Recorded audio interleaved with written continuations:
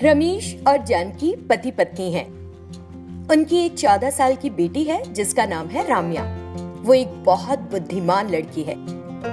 रमेश की शहर में ठीक ठाक नौकरी है। दोनों राम्या की अच्छे से देखभाल करते हैं। इस तरह वो परिवार खुशी से रहता है। आज राम्या का जन्मदिन है। तुम दोनों जल्दी से तैयार हो जाओ, हमें मंदिर जाना है ना। मैं तो बहुत पहले से तैयार हूँ। इस बीच राम्या वहाँ आई। उसने अपने माता पिता का आशीर्वाद लिया। 100 साल खुशी खुशी जियो। जीऊंगी माँ, जब तक आप दोनों मेरे साथ हैं मैं खुश भी रहूंगी। ठीक है, चलो मंदिर चलें जल्दी से, नहीं तो तेज धूप हो जाएगी।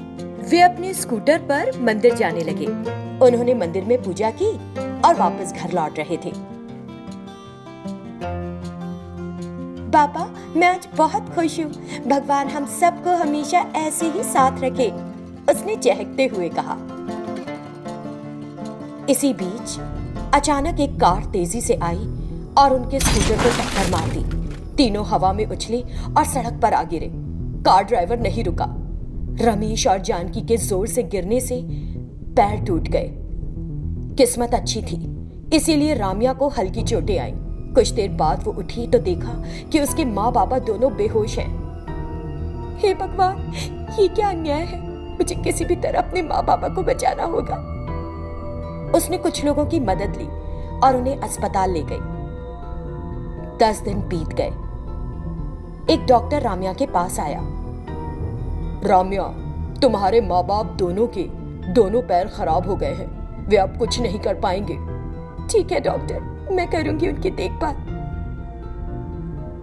आपके माँ बाप ने आप जैसी बेटी पाई, वो बहुत भाग्यशाली है। डॉक्टर साहब, अभी यहाँ कितने और दिन रहना होगा? ये दवाइयाँ ले लो, तुम आज ही डिस्चार्ज करवा सकती हो। वो अपने माता पिता दोनों को व्हील चेयर पर बिठाकर ले गई। अच्छा होता अगर हम मर ही जाते। हमारी वजह से तुम्हारी तकलीफें नहीं बढ़ती। प्लीज ऐसा मत कहिए बाबा, अब दोनों मेरी आंखों के सामने हैं तो मैं किसी भी मुश्किल को हल कर सकती हूँ। आइंदा ऐसा ना कहें प्लीज। लेकिन अस्पताल में इलाज में सारा पैसा खत्म हो गया है और तुम्हारी पढ़ाई भी छूट गई है। हे भगवान, तूने हमारे साथ ऐसा क्यों किया? वो रो रही थी। राम्या ने उसे दिलासा दिया। माँ, तुम निराश न हो, मैं सब कुछ संभाल लूंगी, मैं सब कुछ संभाल लूंगी। और वो सोचने लगी कि पैसा कैसे कमाए। फिर उसने फूल बेचकर पैसे कमाने का फैसला किया। मैं फूल बेचूंगी और पैसे कमाऊंगी। उस पैसे से अपने माता पिता की देखभाल करूंगी। उसने सोचा, अपने गुल्लक से पैसे निकाले जो उसने बचाए थे और फूल लेकर आई। पूरी रात जागकर कई मालाएं बनाई और अगले दिन उन्हें बेचने के लिए गई। फूल, गेंदे के फूल, ताजा ताजा गेंदे की माला, गेंदे की माला। वो इस तरह आवाज देती हुई सड़कों पर घूमती और फूल बेचती, लेकिन उसके पास कम फूल होते थे। आज तो मुझे कम पैसे मिले हैं, इससे मुझे माँ बाबा के लिए खाना खरीदना होगा और बाकी से कल के लिए फूल। उसने खाना खरीदा और घर गई। अपने माता पिता को अपने हाथों से खिलाने लगी। राम्या, तुमने खा लिया? हाँ बाबा, मैंने बाहर ही खा लिया था। ये तो मैं आप दोनों के लिए लेकर आई हूँ। इस तरह लगातार 2 दिन उसने कुछ नहीं खाया और अपने माँ बाबा से झूठ बोलकर उन्हें खिलाती रही। कुछ ही दिनों में उसके फूल और अच्छे से बिकने लगे। अधिक पैसा मिलने से उसने मिठाई भी बेचना शुरू कर दिया। एक दिन वो ट्रैफिक लाइट्स के पास एक चौराहे पर बैठी हुई थी और मिठाई बेच रही थी। इस बीच एक कार वहां आई। उसने सोचा कि वो मिठाई खरीदेंगे। वो कार की खिड़की के पास गई। सर, ये मिठाई बहुत स्वादिष्ट है, थोड़ी खरीद लीजिए। उसने ये कहते हुए उस कार में बैठे आदमी के सामने मिठाई की प्लेट करी। बकवास मत करो, मैं क्या तुम जैसी गरीब लड़की से मिठाई खरीदूंगा? अगर तुम्हारी छाया भी मुझे छू जाए तो घिन आएगी मुझे। उसने उसकी मिठाई की प्लेट पकड़कर दूर फेंक दी। सभी मिठाइयां नीचे गिर गईं। इस बीच सिग्नल क्लियर होते ही कार चली गई। ये आपने ठीक नहीं किया छोटे साहब, ठीक नहीं किया। क्या ये मुझे तुमसे सीखना पड़ेगा? हाँ, वो बदतमीजी से बोला। ड्राइवर चुप रहा और कार चलाता रहा। महेश बहुत अमीर घर का है। उसके घर में घुसते ही उसका पिता भूपति उसके सामने आया। महेश, तुम्हारे कॉलेज से प्रिंसिपल ने शिकायत की है कि तुम ठीक से कॉलेज नहीं जा रहे हो। मुझे तुमसे कितनी बार कहना होगा?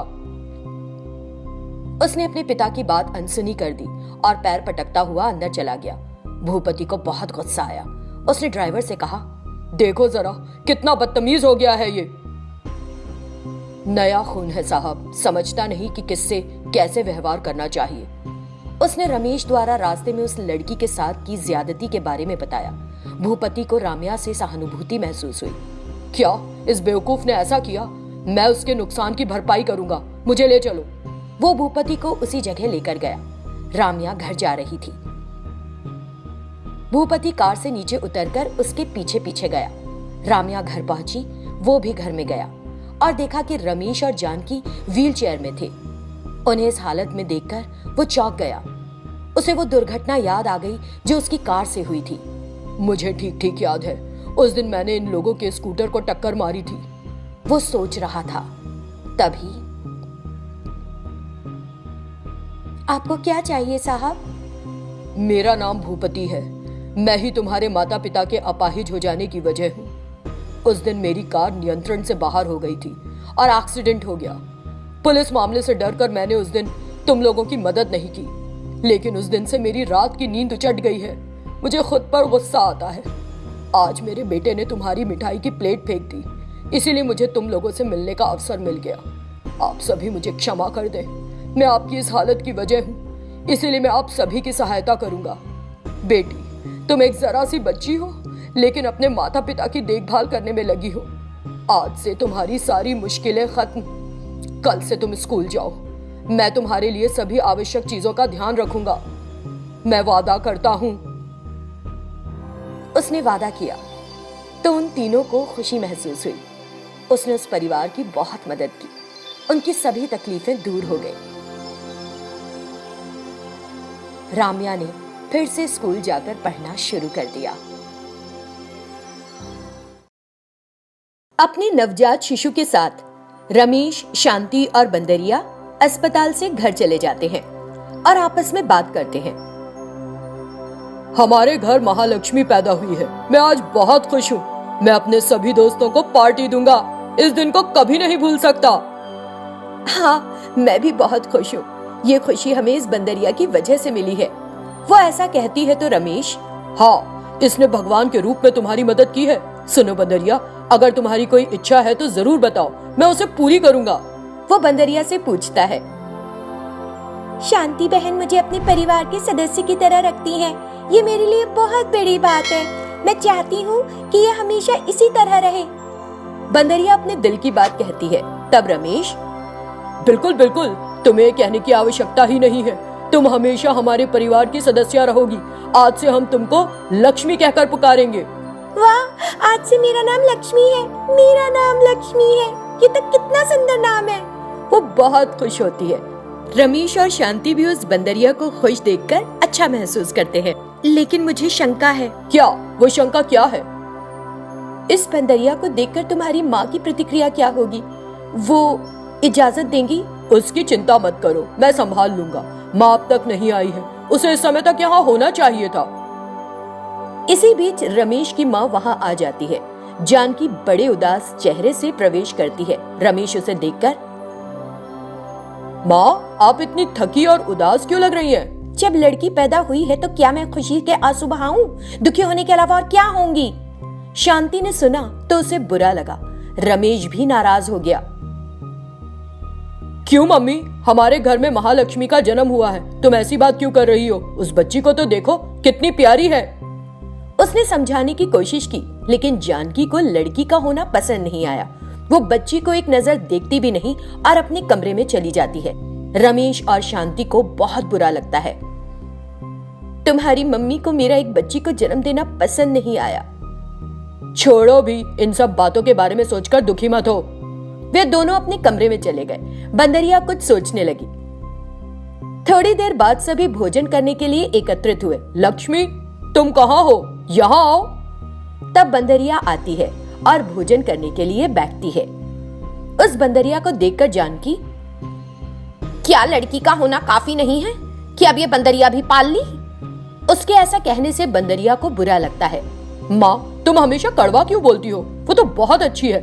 जब तुम यहाँ नहीं थी तो उसने शांति की बहुत मदद की। वो हमारे परिवार के सदस्य की तरह है, उसे बुरा नहीं कहना माँ। वो जरा जोर देकर कहता है तो भोजन की थाली छोड़कर वो वहां से चली जाती है। कुछ दिन बीत जाते हैं। रमेश को दिल्ली जाने के लिए फोन आ गया। शांति, मेरी छुट्टियां पूरी हो गई हैं, मैं कल दिल्ली चला जाऊंगा। हे ईश्वर, क्या तुम कल चले जाओगे? प्लीज कुछ और दिन रुक जाओ। मैं जल्द ही लौटूंगा, चिंता मत करो। लक्ष्मी रहेगी ना तुम्हारे साथ? लक्ष्मी, तुम और शांति सावधानी से रहना, ठीक है? ठीक है भैया, मैं दीदी की देखभाल करूंगी, आप निश्चिंत होकर जाइए। बंदरिया के ऐसे कहने पर रमेश सभी को अलविदा कहकर चला जाता है। जैसे ही वो गया, अरे शांति, इधर आ। अपनी बच्ची को छोड़कर किसी बात की परवाह नहीं है क्या? घर की हर चीज पर कितनी धूल है, कब से साफ नहीं हुआ है घर? सफाई रोज होती है सासू माँ, आज वो जा रहे थे इसीलिए मैंने आज सफाई नहीं की। ठीक है, चलो काम पर लगो अब, उसने गुस्से से कहा और शांति ने झाड़ू लेकर सफाई करनी शुरू कर दी। बंदरिया ने देखा, बहन तुम क्यों लगी पड़ी ऐसे? मैं हूं ना। बंदरिया झाड़ू उठाती है और पूरे घर की सफाई कर देती है। कपड़े धोती है, बर्तन धोती है और बाकी सारे काम भी। इससे शांति को आराम मिल जाता है। ये बेवकूफ बंदरिया सारे काम कर दे रही है और शांति को कोई काम नहीं करने देती। अब मैं शांति को कैसे करूं परेशान? 2 दिनों के बाद जानकी ने शांति को बच्ची के पास देखा। ए शांति, इधर आ। शांति ने पालना हिलाना बंद कर दिया और कमरे में चली गई। क्या हुआ सासू माँ, आपने मुझे बुलाया? मेरे पैर बहुत दर्द हो रहे हैं, मेरे पैरों की मालिश कर। सासू माँ, बच्ची पालने में है, मैं झूला नहीं झुलाऊंगी तो वो रोने लगेगी। कुछ देर रोएगी तो क्या हो जाएगा? बच्चे रोते नहीं हैं क्या? मेरे पैरों की मालिश कर। शांति पैरों की मालिश करना शुरू कर देती है। इसी बीच बच्ची रोने लगती है। सासू माँ, बच्ची रो रही है, मैं थोड़ी देर बाद आपके पैरों की मालिश कर दूंगी। अगर तुम बीच में छोड़ दोगी तो मेरे पैरों का दर्द बढ़ नहीं जाएगा क्या? रोने दो उसे, मालिश करो मेरे पैरों की तुम। शांति को बहुत दुख होता है। तभी अचानक बच्ची रोना बंद कर देती है। शांति उस तरफ देखती है। बंदरिया ने बच्ची को गोद में ले लिया था। बहन, मैं यहाँ हूँ, चिंता मत करो, मैं उसे गोद में झुलाऊंगी और सुला दूंगी। ऐसा कहती है और बच्ची के साथ खेलती है। शांति को देखकर खुशी महसूस होती है। फिर जानकी, ठीक है अब तुम जा सकती हो। वो शांति को भेज देती है। सबसे पहले मुझे इस घर से बंदरिया को भगाना है। और वो इसके बारे में सोचना शुरू कर देती है।